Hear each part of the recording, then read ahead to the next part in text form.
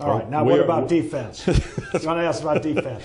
All right, yeah, I was going to say, you're talking defense from a sports standpoint, but there's also the most important defense, which is the defense of our nation. I mean, do the same principles hold? Sure. The title of that chapter in the book is Defense Wins Championships. And if people think of the teams that win championships, they have a good defense. The teams that score a lot of points, they may be entertaining, but they usually allow more points being scored by the other side. And there's all sorts of examples I have for Paul Westphal's basketball teams, and he was coaching a Denver Nuggets team that broke all records in points scored and broke all records of points scored against them. And they would call the team the Enver Nuggets because there was no D in the team. And my father focused on defense, whether with the Bears or the Redskins or the Rams. And Deacon Jones has written a foreword in here. He's the greatest defensive end who ever played the game. He's like my big brother.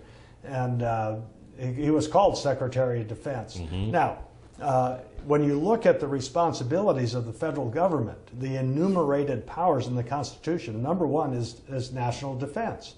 And that is absolutely essential. You can have all the nice sounding speeches you want and all the apologies you want to make for the United States.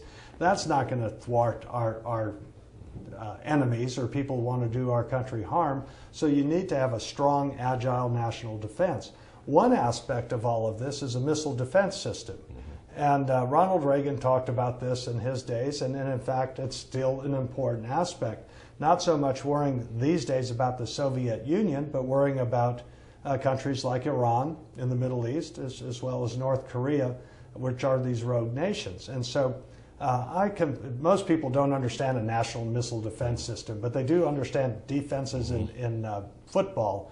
And I teamed up with Ricky Ellison, who played linebacker for the Raiders and the 49ers, went to Southern Cal.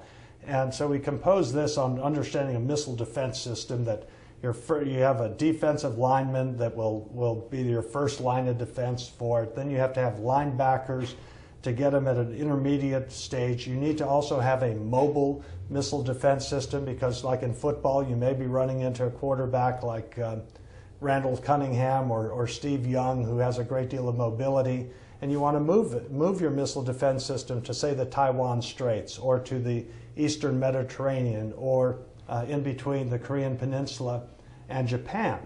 And then you also need your defensive backs. These are the ones that cover the long-range bombs that are fast.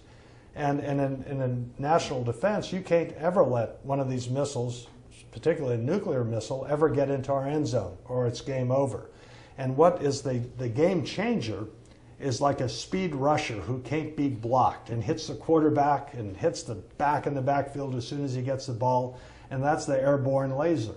And so we need to be making sure that we have a good ground game, which is our Army and Marines. We need to have good sea power, which obviously is our Navy, our air through Naval Air and the Air Force. And then special forces are more important than ever, and that's like your special teams. And so it's using football analogies that I think most people understand and recognizing the preeminent importance of us having a strong, agile national defense that protects our liberties here at home.